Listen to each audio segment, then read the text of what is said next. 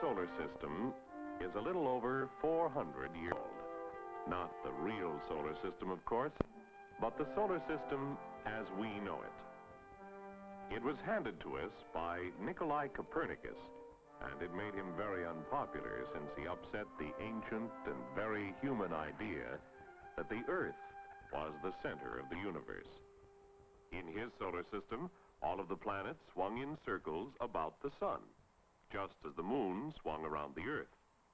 And gradually, over these 400 years, we've accepted his solar system as our solar system. We've also accepted, reluctantly, our Earth's smallness. Given a sun this size, the Earth is this size, and this far away, 93 million miles. Not really too far as such things are measured, but far enough to make us feel pretty unnecessary. But we do have company. The moon is 1/4 our diameter and averages a scant 240,000 miles away. Scant, that is, until we think about trying to get there. The moon's orbit is slightly elliptical, and the Earth is a bit closer to one side than the other, a great convenience, since it causes the moon each month to approach about 10,000 miles closer to us than its average distance. While the moon is going around the Earth is moving in a nearly circular orbit around the sun, one trip each year.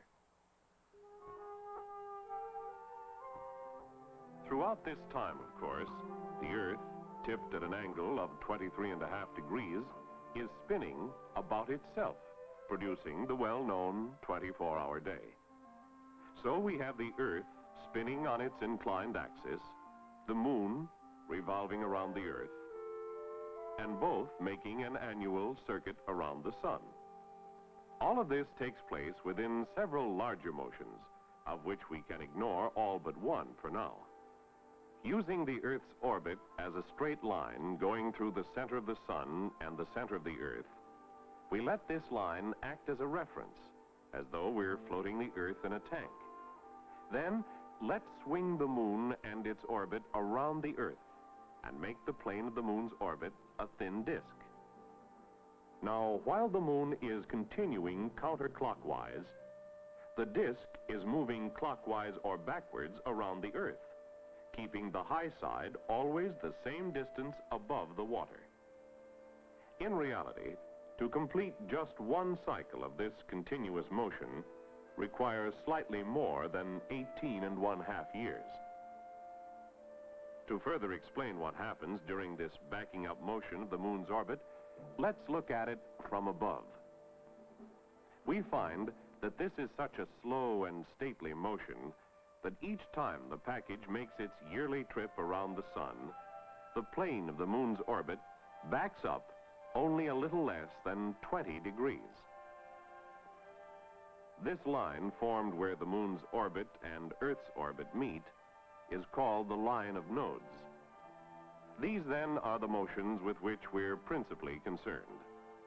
The cautious backing of the line of nodes, the spinning of the Earth on its axis, the path of the moon circling the Earth, and their annual swing about the sun.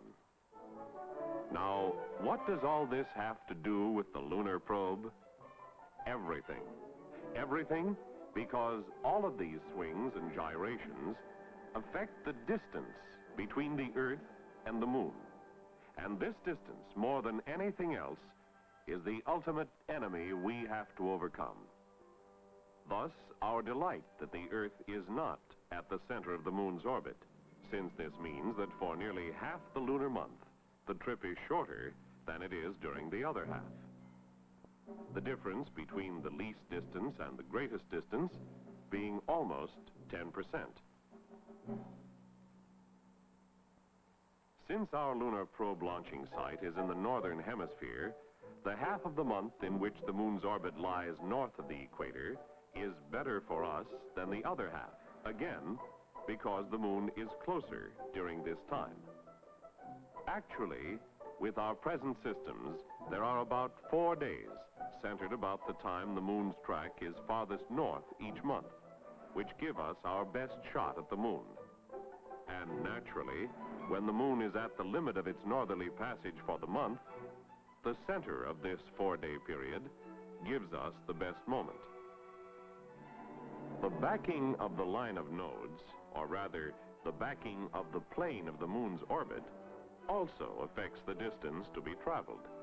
Now, as the plane of the moon's orbit slowly backs around the Earth once every 18.5 years, and we look at the moon the same time every month from the same point on the Earth year after year, we find that the moon bobs up and down like a cork float as waves pass under it, with 18.5 years between waves.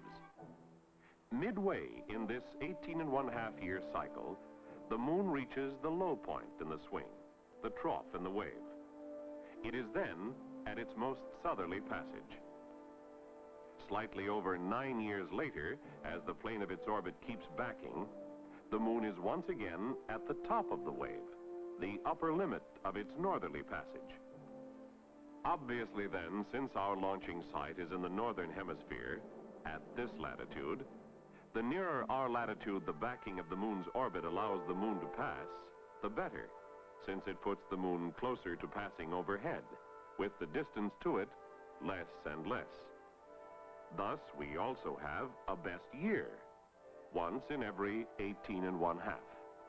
Distance saved, between 4,000 and 5,000 miles. Last best year, 1950. But even the best combination of bests lessens only a little the incredible difficulty of launching a successful lunar probe.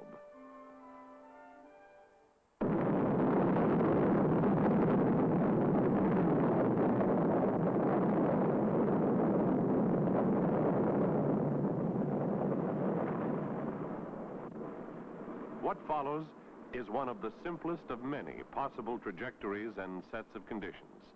Each of the 3 stages, charged with boosting the rocket to a speed of 25,000 miles an hour and guiding it along a preset path, drops away in turn, until finally the 4th stage plunges silently towards the rendezvous point with the moon, a point a little more than 2 days and slightly less than 250,000 miles away.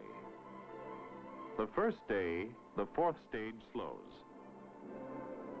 The second day, our rocket is in the moon's path, but 1,000 miles ahead of it.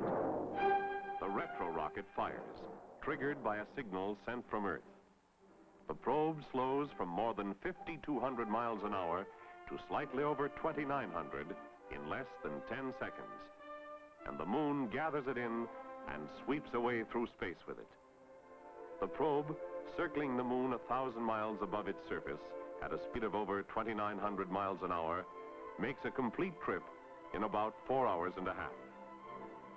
And so, the lunar probe, held firmly in its orbit by the moon's gravitational field, sends information about its new parent back to its old, 240,000 miles away. Simple? Hardly. But then, nothing that's really worth doing ever is.